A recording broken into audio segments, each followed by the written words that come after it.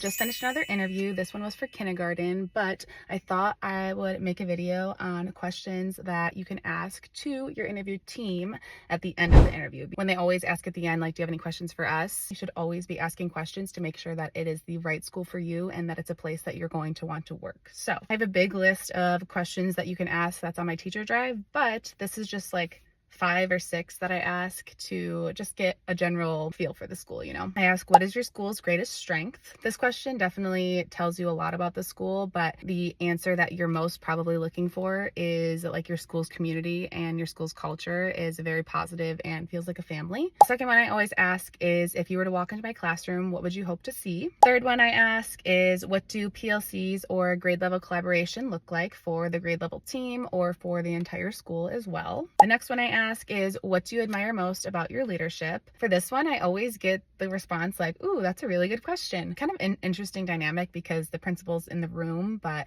it's interesting to see how they interact with each other as well. And the last one I always ask is, what are the next steps in the interview process? I've seen other teachers also ask like contract hours and stuff like that, but I feel like those are not as important to ask in like the initial interview. I feel like those are questions that you can ask later on if you're offered the position, you know. One other question that I did just ask in this interview as well is, how is play or play inquiry built into the schedule, especially in kindergarten? So those are the questions I asked. Let me know if you guys have any other questions or if you want to see a look into my portfolio. Happy interview season, and if you're looking for a job, good luck.